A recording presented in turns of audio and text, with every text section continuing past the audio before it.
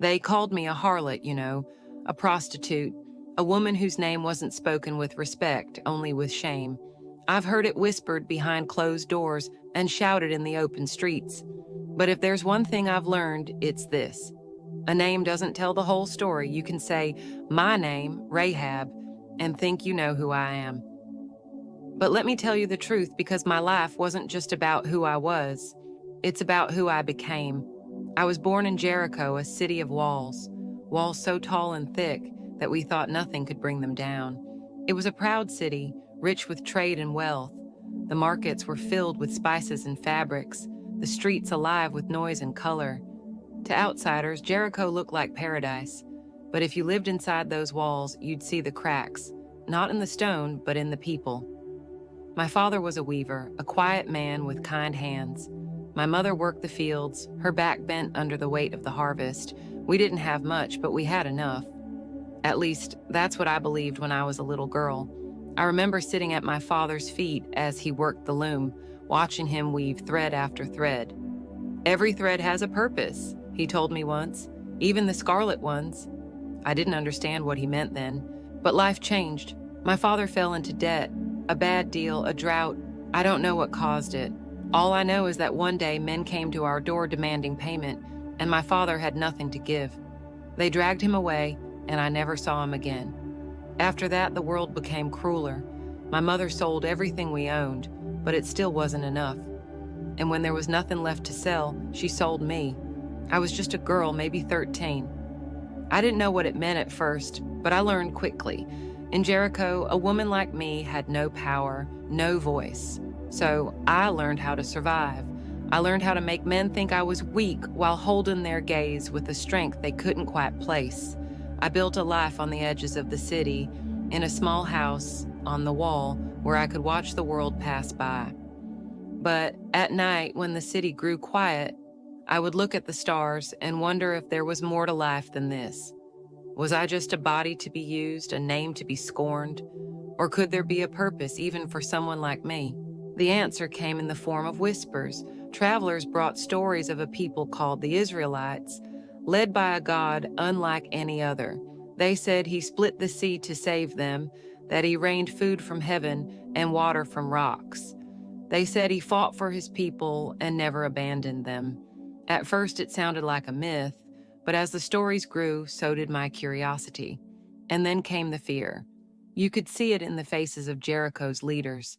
They fortified the walls, doubled the guards, but it wasn't enough to hide their terror. They knew, just as I did, that no wall was high enough to keep out a god like that. One night there was a knock at my door. 2 men stood there, cloaked and nervous. I could tell by their sandals, their faces. They weren't from Jericho, they were Hebrews. "We need shelter," one of them said. "Please." I could have turned them away, I could have handed them over to the king's men, but something in their eyes stopped me, something that felt different. So I let them in.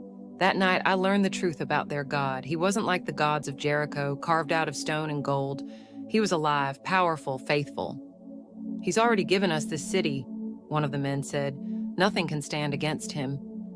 And that's when I made my choice. I wasn't going to put my faith in Jericho's walls or its kings. I was going to trust in the God of Israel. The king's soldiers came that night, pounding on my door. I sent them away with lies, telling them the men had already left.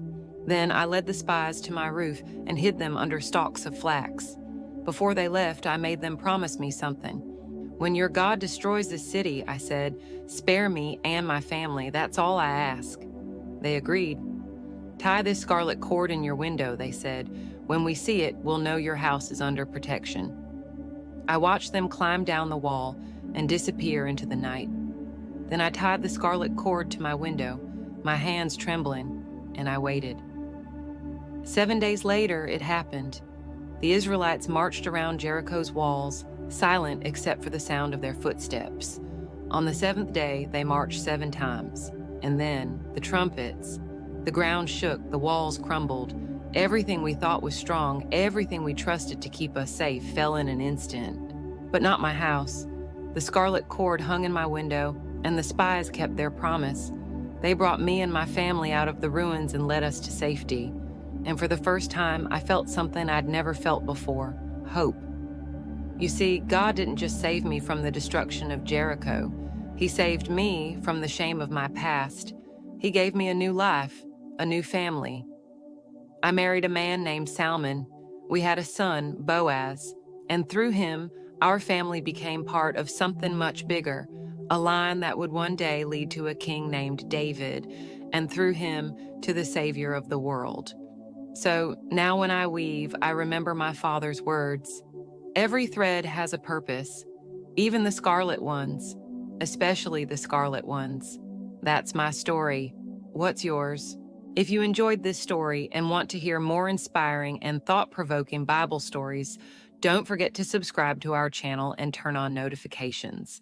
Join us as we uncover more incredible stories that reveal God's plan and His amazing love for us all.